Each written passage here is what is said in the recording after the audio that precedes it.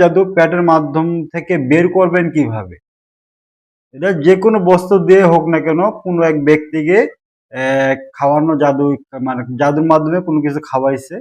এখন তার সমস্যা কি কি ধরনের সমস্যাগুলো হয়, একটা মানুষ জাদু আক্রান্ত হলে তার খুব গুরুত্বপূর্ণ বিষয়গুলো।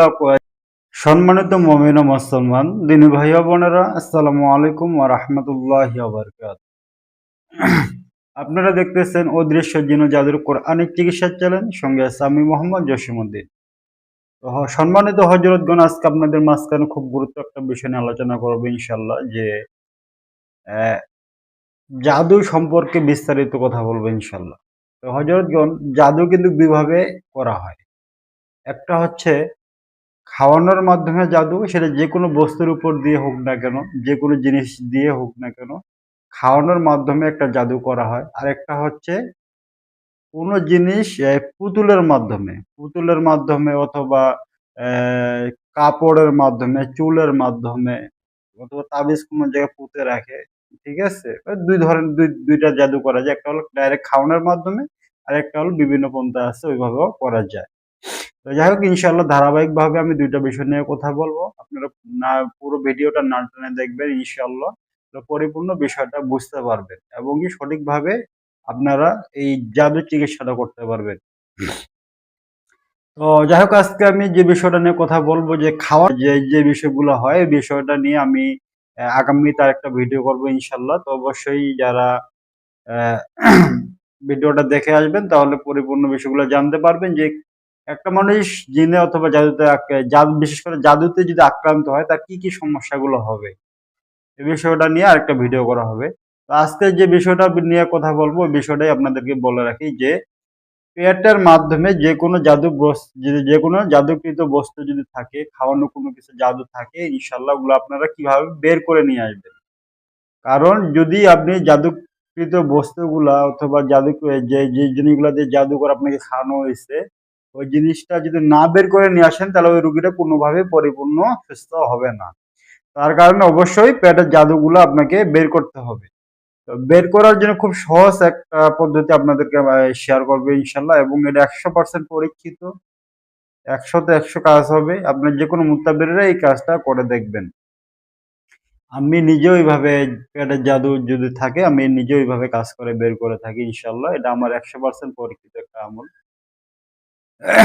তো আহ, এটা 100% আমার পরীক্ষিত একটা তদবির। অবশ্যই আপনারা যে কেউ প্রয়োগ করতে পারেন, কোনো সমস্যা নেই। তো প্রথমত যখন আপনার কাছে রুগীটা আসবে, আসার পরে অবশ্যই কি করবেন, উজু সহকারে পাক পবিত্র অবস্থায় জায়নামাজের উপরে বসাবেন। একটা কাগজের টুকরা নেবেন, ঠিক আছে, সাদা একটা কাগজের টুকরা নিয়ে জাফরান কালি দিয়ে সূরা ইউনূসের ৮০, ৮১ ও ৮২ নং আয়াত আপনারা জাফরান কালি দিয়ে সুন্দর করে আয়াতটা আপনার কাগজের মধ্যে লিখবেন। ঠিক আছে, লেখে ওই কাগজের টুকরাটা সুন্দর করে ভাঁজ করে রোগীর জিহ্বার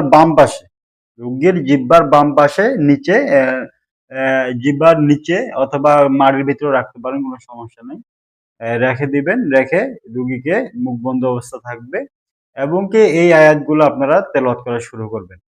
সূরা ইউনূসের ৮০, ৮১ ও ৮২ নং আয়াতগুলা আপনার রুগীর সামনে জোরে জোরে তেলাওয়াত করার চেষ্টা করবেন এবং তেলাওয়াত করবেন।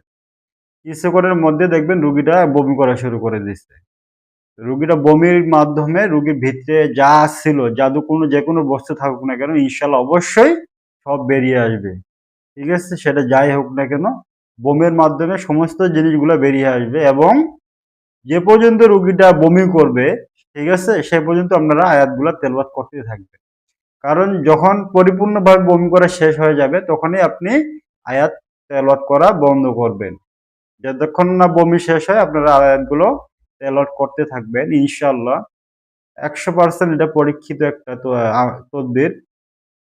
আপনারা যে কেউ প্রয়োগ করবেন, এটা 100% আমার জন্য, আমার পক্ষ থেকে আজাদত থাকবে। আপনারা যে কেউ আপনারা করতে পারেন, কোনো সমস্যা নেই। তো হযরতগণ, যাই হোক, আজকে যে বিষয়টা যেহেতু আপনার জাদু দুই ভাগে করানো হয়, একটা হলো খাওয়ানোর মাধ্যমে, আর একটা হলো দাফনকৃত জাদু আছে আপনার। বাড়ির মধ্যে বিভিন্ন জায়গায় তাবিজ কবজ পুঁতে রাখে, মানুষ তবে জাদু করে, অথবা আপনার চুলের মাধ্যমে, কাপড়ের মাধ্যমে, অথবা পুতুলের মাধ্যমে, ঠিক আছে, বিভিন্ন ভাবে জাদু করা যায়।